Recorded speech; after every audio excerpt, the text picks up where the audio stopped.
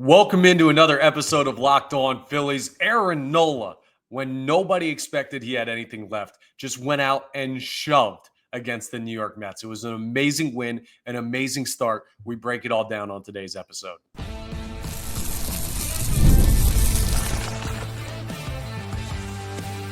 You are Locked On Phillies, your daily Philadelphia Phillies podcast. Part of the Locked On Podcast Network, your team every day. Yes, this is Locked On Phillies. I'm your host, Connor Thomas. Thank you so much for joining us today. We come to you as part of the Locked On Podcast Network, your team every day. You may know me from some of my other work in the sports talk space. I've been on air over at 97.5 The Fanatic, doing sports talk radio here in Philadelphia for over 5 years. I've been a credentialed Philadelphia Phillies media member for the past 4 seasons, and this is now my 4th year as the host of Locked On Phillies. Please make sure that if you're checking us out in podcast form, and we're available wherever you get your podcasts, that you're rating and reviewing. And you can also watch us on YouTube if you want to add some visual to the audio. That is available. And if you're doing that, hit that subscribe button. Hit the like button on the videos that you like. Subscribing is free and easy, and it gets you notifications when new episodes are posted so you never miss any of the big Phillies news and reactions and everything that we do here on Locked On Phillies. So I appreciate everyone who's done that and everyone who's going to do that. Today's episode is brought to you by Monarch Money. Take control of your finances with Monarch Money. Use code LOCKEDONMLB at monarchmoney.com for 50% off your first year. My goodness, Aaron Nola, take a bow. What a start by him last night. It was an amazing game in general. Not the most offensively powered game, a 1-0 victory for the Phils, but there's a lot to break down and a lot of good for the Philadelphia Phillies. We are also going to talk about the crazy day roster move-wise for the Fightin' Phils yesterday. Right ahead of the game, multiple big-time names on the injured list. Trea Turner, Alec, Bohm. There's a lot of stuff going on. Aiden Miller gets called up to AAA. Does that have anything to do with anything? We'll break all of that down, and we'll preview Game 2 between the Phillies and the Mets tonight. Big-time opportunity with Christopher Sanchez on the mound. So a lot to get into on this episode, and a lot of this first part is going to be about Aaron Nola. I mean, I said it yesterday, wrapping up the episode. Do I think Aaron Nola is going to have a great start? Nope. Do I think the Phillies are going to win that game? Nope. And I felt that way, and a lot of people felt that way. And I will not apologize for feeling that way, because Aaron Nola had given you zero reason to believe in him this year. None. Pre-injury, post-injury, he had been flat out terrible, to the point where I said, I'm done with him. I'm done giving him chances. Like, I don't want him to start anymore for this team. We got to go with somebody else as we gear up for the postseason. And what does he do? But just when everybody's out on him, he goes out and he gives you 6 scoreless, 3 hits allowed against the Mets. And I'll tell you, I didn't even believe it while I was watching it. When he got through the 4th inning and goes out in the 5th and allows a base runner there, my first thought is, get the pen hot. We need somebody in quick, because I don't want this to collapse on Aaron Nola and the Phillies. And you needed to keep that game tight, because Nolan McLean, who was throwing for the Mets, that kid's nasty. I hate to say it about a Mets pitcher, but he was going to keep that a low-scoring game. So if Nola imploded, you're in some big-time trouble. And Rob Thompson stuck with his guy. Let him get through the 5th. Let him get through the 6th. And Aaron Nola repaid his manager and his teammates and the fan base for, well, maybe not believing in him. I think the first two, the teammates and Rob Thompson, still believe in Aaron Nola. But I know this fan base did not, or did not. Maybe some folks are back in on Aaron Nola after that start. He had his breaking ball working. And when he's able to bury that down just below the zone and be able to work that 2-seamer that we know he's used so effectively throughout his career in on left-handed hitters, he is a really, really tough guy to hit. And last night he was great. Now, did it help that he was getting a little extra room with the strike zone? Sure, it definitely did. And you're not going to get that every night. And the Mets, before anyone's like, oh, well, see, Phillies, the umpires helped them out. The Mets got those calls too. It wasn't a great job behind the dish, but at least it was relatively consistent with the balls that were not in the virtual strike zone. They were being called strikes, but Aaron Nola picked up on that. JT picked up on that, and they took advantage by going inside hard to right-handed hitters or left-handed hitters and then breaking ball down to those righties. And it was a great formula for Aaron Nola last night. I mean, the mental fortitude it takes to have the year that he's had and then go out against the Mets in a game where you don't have Trea Turner, you don't have Alec Bohm, you don't have Brandon Marsh, who was sick with flu-like symptoms yesterday. And to just say, hey, boys, I haven't done it all year.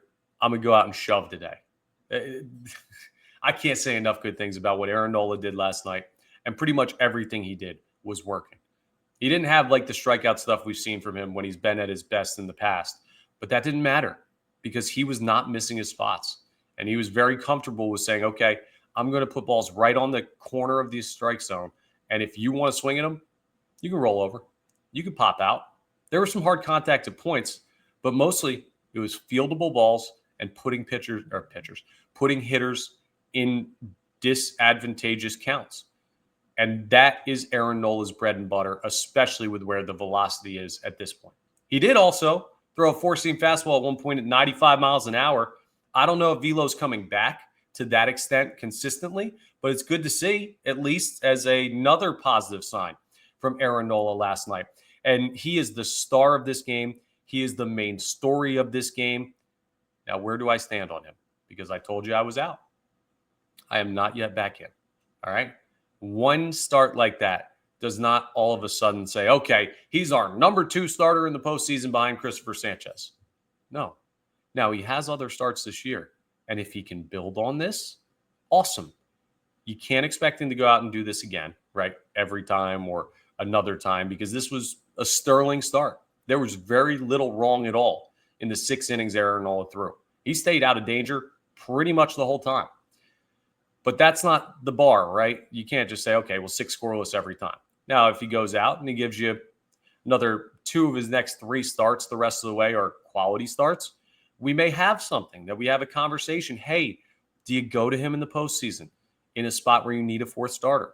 It also depends what Walker Buehler looks like. Buehler's going to make a start Friday against the Royals. That will be his debut for the Phillies. So a lot still to be figured out. I'm not saying all the way back in on Aaron Nola. He's the ace again. Like, great, let's go. We're not there yet. But for last night, he gave you everything you could have wanted and more.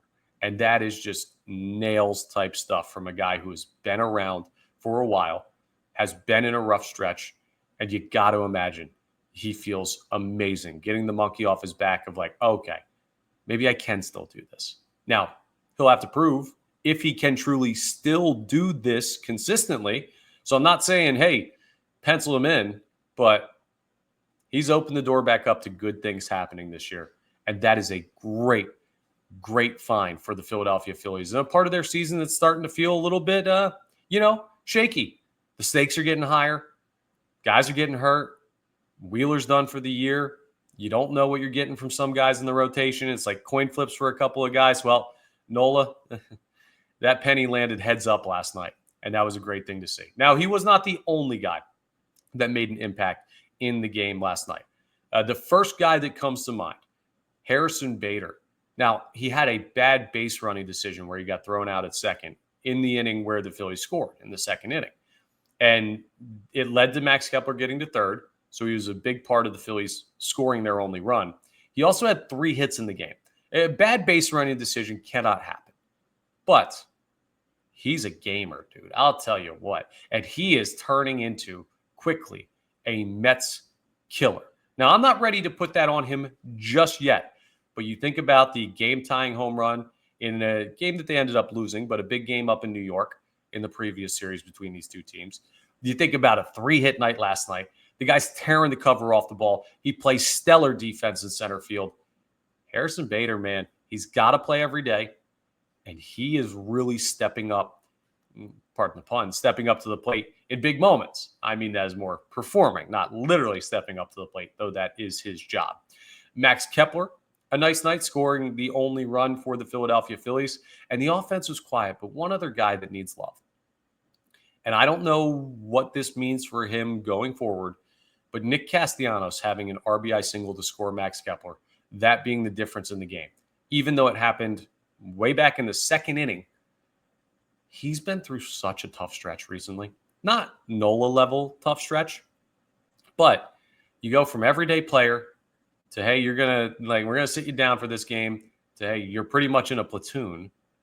We know that he's not happy about that, right? And why should he be? Now, is he being a good soldier right now and not causing waves? It seems like it for the time being. But I wouldn't be happy if I was him and not playing every day. You should want to be out there. And he has not earned the right to be out there recently. And other guys in the outfield, Bader, Marsh, Kepler, have stepped up and taken that playing time from him.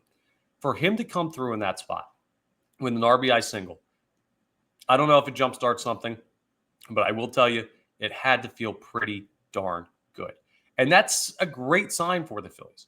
On a night where they didn't have a lot of offense, they got the pitching they needed. By the way, the bullpen, David Robertson looked great. Matt Strom, a little shaky, but got the job done. And then Joan Duran nails winning run on second base, tying run on third base, one out in the inning. You just go, I'm just going to K up Jeff McNeil, and I'm going to make Francisco Alvarez look like he's never swung a baseball bat before. And you're going to sit down, and this game's going to be over. The Durantula was great last night, and it's a great bounce back from the last time he faced the Mets, where he gave up 4 consecutive hits and a walk-off loss. So all in all, it felt like October baseball. It looked like October baseball. And luckily for the Phillies, it did not play out like last October when the Mets knocked them out. No, they were able to shut that team down last night, and they deserve all the credit in the world. Not just for what they did, but what happened before the game that made it tough for them to do it. Coming up next, we're going to talk about the rash of injuries that have all of a sudden hit the Phillies out of nowhere. We knew about Trea Turner. We didn't know about Alec Bohm. We didn't know about Brandon Marsh. And we didn't know what the Trea Turner injury truly was. So updates on all of that come your way as we continue today's episode of Locked On Phillies. Let's talk about game time first, though, because, man, it's a great time of the sports calendar. And there's nothing like catching a baseball game live. The energy, the crowd, the chance to see your team in person, it gets better even this time of year. But actually getting the tickets, it can get worse. It's already tough, right? Queues, login screens, surprise fees, it takes all the fun out of it. And that's why I use Game Time, and you should too. It's the app that gives the advantage back to the fans.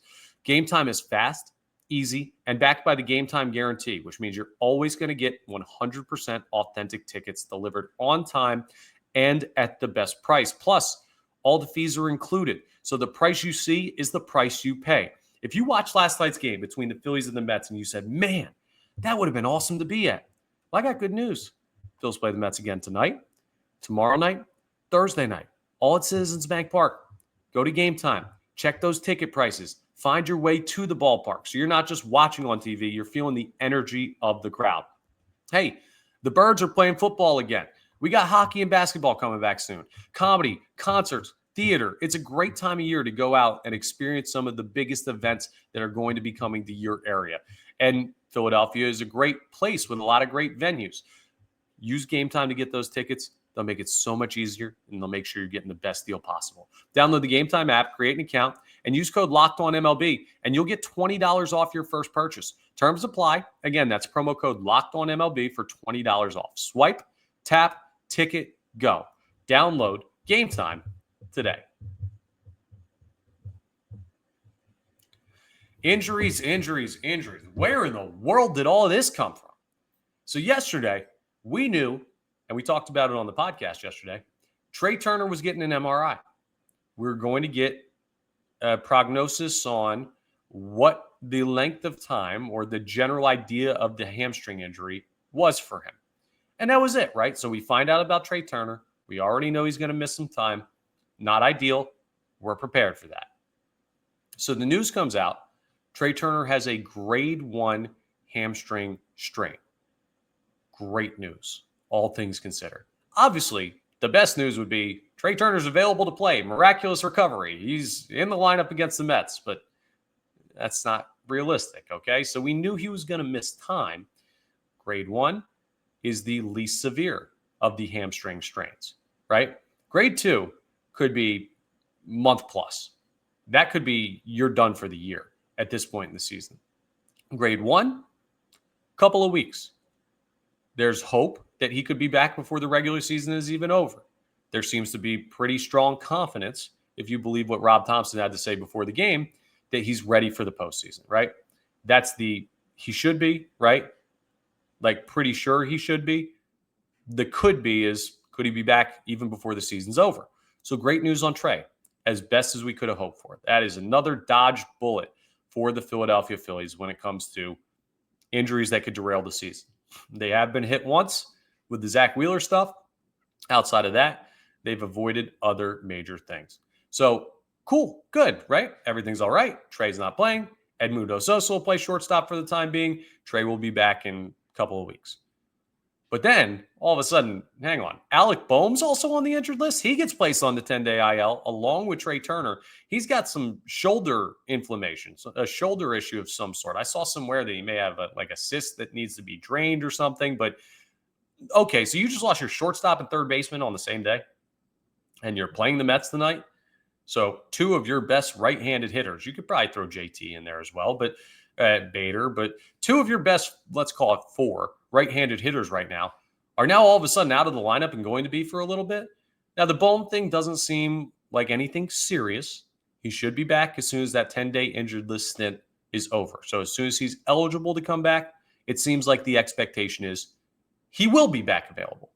But boy, is that a whirlwind to go from, Sosa is playing shortstop to, wait. Bohm's out too? So then the Phillies recall Otto Kemp. He's in the lineup starting last night. He's playing third base. And on top of that, we find out that Brandon Marsh is sick, and he's not going to be available to play in last night's game. So, whoa, Marsh is out, Bohm's out, Turner's out, and all of a sudden, against the righty Nolan McLean, you just lost 3 guys who were almost certainly all going to be in the lineup. Okay, so a third of your lineup is gone. You got Aaron Nola, who's got a 6+ ERA going into that game last night on the mound. And I tweeted it out before the game. I'm like, let's go win a ball game, right? No Bohm, no Turner, no Marsh, Nola on the mound. Why not, right? Let's shock the world. And the Phillies, mission accomplished. Credit to you guys, because I was tweeting that tongue in cheek, obviously. They stepped up big. Now, did Kemp have a big game? No. Did Sosa have a big game? He did have a hit. And he also had a little altercation with Francisco Alvarez, which was super weird, by the way. I still don't really understand what happened there.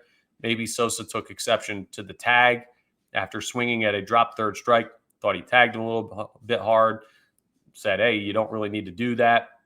I don't know what it seemed like. But you rarely see Edmundo Sosa with anything but a smile on his face. And he and Alvarez were jawing to the point where some people came out of dugouts and everything. Weird. I love it, right? Like, I don't want them picking fights for no reason. But Mets, Phils, I said all through that series at Citi Field, show some fire. Where is your fight? Can somebody please just chest up and say, we're going to beat this damn team?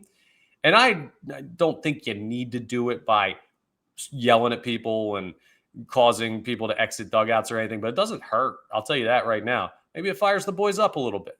I don't know that Sosa did it with intention to fire the team up, but I just liked it. Hey, man, I'm sick of this. I'm sick of these guys. I'm tired of this Mets team. And I think he tagged me a little bit hard. So, you know what? I'm gonna talk a little trash to him. And if he wants to talk back, then we'll talk back.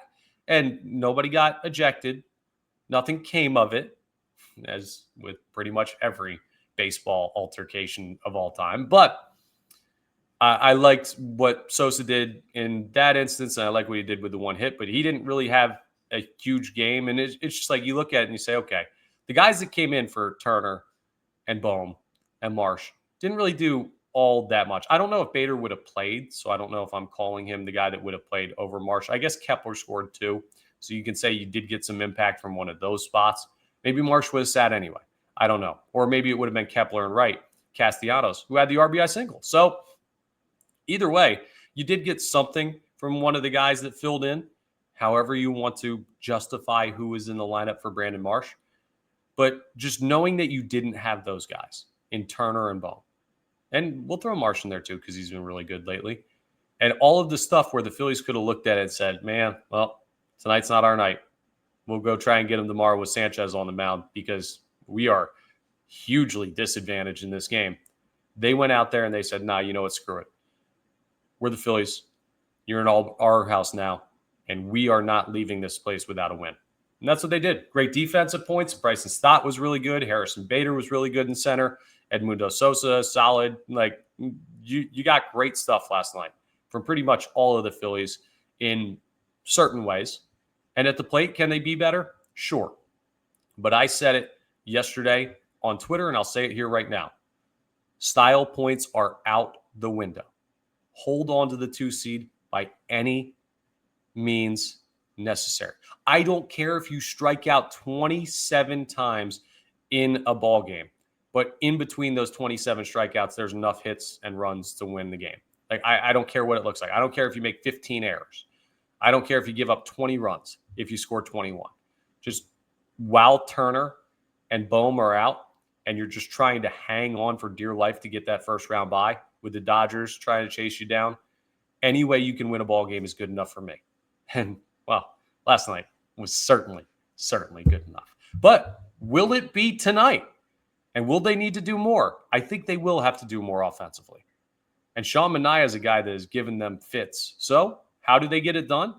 Talk about who needs to step up in Game 2 of Phillies-Mets as the Phils look to at least guarantee themselves a series split as we continue today's episode of Locked On Phillies. Let's talk about Monarch Money, though, because most people can't name all their financial accounts or even what they're worth, whether it's 401ks, properties, or investments. And when you don't have the full picture, you can end up leaving money on the table. You don't want to do that, man. We know money's precious these days. It always was, but it feels like every day the pockets just get tighter. That's where there's Monarch Money. It's an all-in-one personal finance tool that brings your entire financial life together in one clean, easy-to-use interface. It can be on your laptop. It can even be on your phone, so you can take it with you while you go. Monarch's built for people with busy lives. Like, I don't know, all of us. If you've put off organizing your finances, Monarch is for you. They do the heavy lifting for you. You can link all your accounts in minutes, see clear data visuals, get smart categorization of your spending, and finally feel in control of your money without ever touching a spreadsheet. I've had like 6 different financial apps on my phone in the past. And I don't check up on all of them regularly. And I don't know what's linked to what. And sometimes I remember, oh, yeah, I've got that money invested there or this account here. And that's annoying. But with Monarch Money, you never have to worry about it. It's all together in one spot. You don't have to touch a spreadsheet. You don't have to get on Excel. You don't have to balance a checkbook. It handles all the heavy lifting for you. Don't let financial opportunities slip through the cracks. Use code LOCKEDONMLB at monarchmoney.com in your browser for half off your first year. That's 50% off your first year at monarchmoney.com with code LOCKEDONMLB. So Game 2, Phillies-Mets tonight. It might have felt last night like this whole culmination of they swept us at Citi Field. We've got to stand up against them. Nola has this huge bounce back start. The Phillies overcome all of these injuries that they're dealing with right now. And 1-0, just by the skin of their teeth, they find a victory. Well, guess what, folks? That ain't how baseball works. You got to play them again today and tomorrow and the day after that. This ain't football where the Eagles beat the Cowboys and it's like, whoo, we escaped, but that's a good win. It's very important. 1-0 out of 17. No, it is still just 1 of 162. And if they falter the rest of the series, the Dodgers are waiting. The Cubs are waiting. The Padres are waiting. The Mets themselves are waiting. And I think the division is pretty well in hand for the Phillies at this point. But I'm not ready to call it yet. Not until it's mathematically there. Because stranger things have happened in the National League East. So, with that in mind, how do the Phillies continue what they did last night and build on it? Now, when I say continue what they did last night, that points directly to Christopher Sanchez, who was on the mound.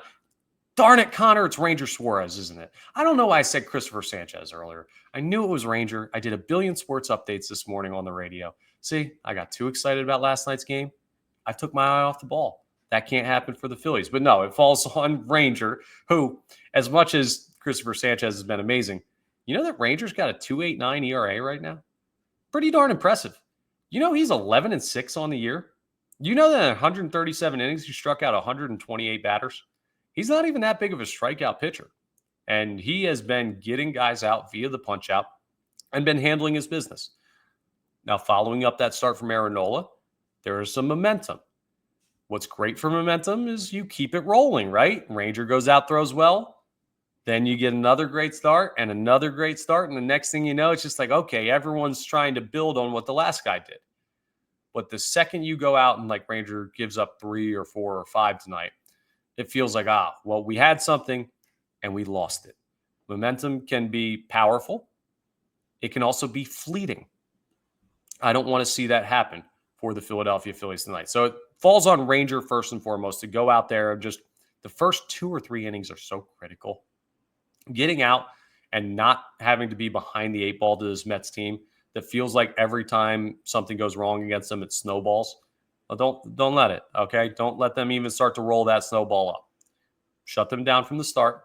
If you give up runs in the 4th, 5th, 6th, all right, because then that's on the offense. They have time to build a lead of their own. We're going to talk about the offense in a second. But for Ranger, you got to get through the first 3 clean, or at least the first 2 clean, and then we'll evaluate what the offense is doing at the time. Excuse me. But here's where it gets tricky for the offense. Sean Manaea is on the mound. And Sean Manaea has a 5.60 ERA this year. I mean, I'd imagine against teams not named the Philadelphia Phillies, that number would be closer to 6. And against the Phillies, he might as well be a Cy Young candidate. We know this. A tough left-handed pitcher. And to make matters worse, at least last night, and McLean threw well, right? It's not like the Phillies solved him or anything. But at least you got a righty. So with Turner out and Bohm out, you could go with Kepler out there in the outfield, and you had a little bit of a lefty action. But it was good because you could rely on Harper in theory, on Schwarber in theory, on Stott in theory. Tonight, with a tough lefty on the mound and no Turner and no Bohm, 2 of your better right-handed hitters, guys are going to have to step up. Bader's going to have to continue to be good. We'll see if Castellanos is out there or if Marsh is recovered. I don't know if they'll let Marsh hit against Manaea either because, again, tough lefty to face, so it could be Casti again. You're going to see in the infield Otto Kemp and Edmundo Sosa. Now, I like Sosa in spots like this because Sosa doesn't care who's out there. He can hit against anybody, anytime, which is part of the reason why we love him. But Otto Kemp just got called up. How does he do against a guy like Sean Manaea, who he's going to have to pick up some of the slack against because it's going to be tough at bats for Stott, Harper, Kepler, Marsh if he's in, Schwarber. Manaea's a really, really good pitcher against lefties, and he's a really, really good pitcher against the Phillies, which is not a great combination. And I don't know if the Phillies are going to be able to just all of a sudden flip a switch and go, oh, hey, all of a sudden we can hit this guy because we beat you guys last night. I don't expect them to have a big offensive night. Now, if they can get to 4 or 5 runs, I think that may be enough to win this ballgame. But it's not going to look like last night, which is why the offense will not be able to just go out there. And even though they hit balls hard last night, there were too many at-bats where they just seemed overmatched by McLean for my liking. It can't happen against Manaea tonight. We've seen it too many times. This is the point where last night, the pitching staff, Nola, Robertson, Strahm, Duran, put their foot down and said, this far, no further. We are not giving up this game. And they took care of business. Tonight, it's on the offense to put their foot down and say, hey, we've had too many outings where this pitching staff has shut us down. We ain't doing it tonight. We're going to go get 4. We're going to go get 5. We're going to go get 6. A guy can dream, right? I don't know if I believe in it happening, but I know the conversations are going on in that clubhouse saying we got to. Not because they don't have faith in Ranger, but because the chances that you're going to go shut out the Mets again, probably not. They're probably going to have a bounce-back night offensively where they buckle down. You got to buckle down more. You got to create more opportunities. So, will Schwarber break his homerless drought? I don't know. Will Harper contribute more than what he has been? I don't know. Tough spot for lefties against Manaea. And that's why I'm looking at the guys, the righties, in the bottom of the lineup and seeing if they can come up big. And you know what, sneaky? I'm also looking at JT, who has been kind of the quiet, steadier of this lineup in the second half. Big night for him would be nice. Righty, veteran guy, seen Minaya a bunch. Maybe he gets after him. But it should be a great, great game at Citizens Bank Park again. And for the first time today, as I'm getting ready to sign off on this podcast, I can tell you, honestly, I'm excited to watch Phillies Mets. I'm excited for what I see in the matchup between these two teams. In previous outings, it's been, I'm nervous. I'm terrified. I'm downright not interested in watching. Tonight, I'm excited because this team has given us a reason, and it was a beautiful thing last night. That's all for today's episode of Locked On Phillies. Thank you so much for joining us today. We come to you as part of the Locked On Podcast Network, your team every day. Please make sure you're rating, reviewing, subscribing to the YouTube, all that great stuff that really helps us out. And that's all. So I will talk to you tomorrow on our next episode of Locked On Phillies.